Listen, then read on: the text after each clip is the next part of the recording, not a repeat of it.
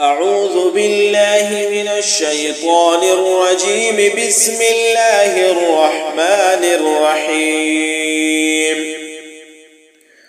ألف لام را. تلك آيات الكتاب المبين. إنا أنزلناه قرآنا عربيا لعلكم تعقلون.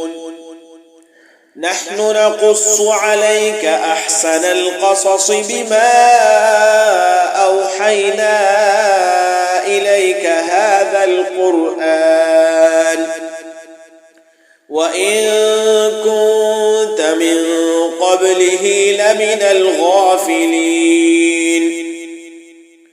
إذ قال يوسف لأبيه يا أبت إني رأيت 11 كوكبا والشمس والقمر رأيتهم لي ساجدين.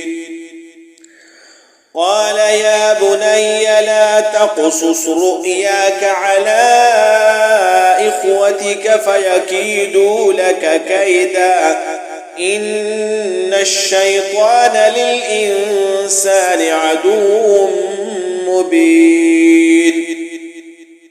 وكذلك يجتبيك ربك ويعلمك من تأويل الأحاديث ويتم نعمته عليك وعلى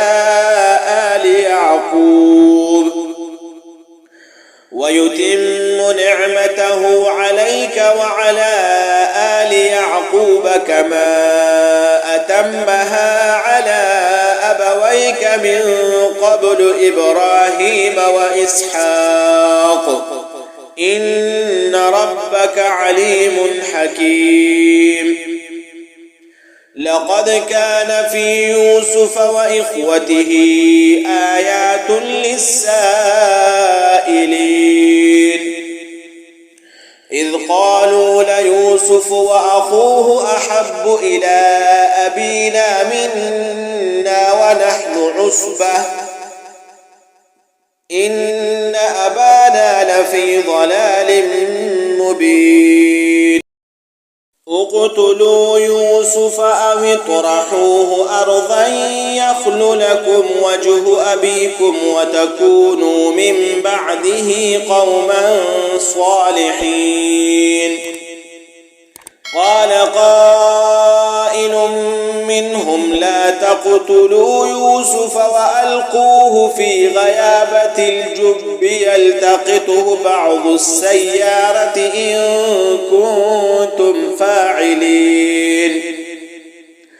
قالوا يا أبانا ما لك لا تأمنا على يوسف وإنا له لناصحون.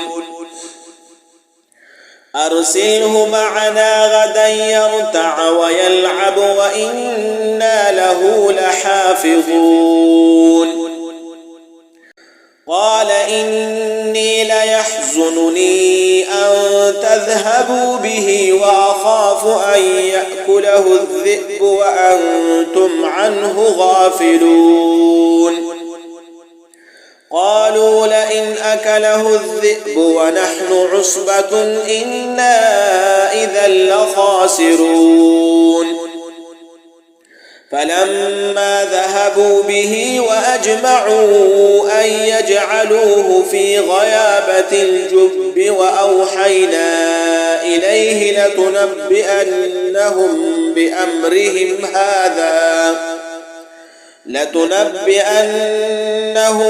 بأمرهم هذا وهم لا يشعرون. وجاءوا أباهم عشاء يبكون. قالوا يا أبانا إنا ذهبنا نستبق وتركنا يوسف عند متاعنا فأكله الذئب وما أنت بمؤمن لنا ولو كنا صادقين. وجاءوا على قميصه بدم كذب قال بل سولت لكم أنفسكم أمرا فصبر جميل والله المستعان على ما تصفون.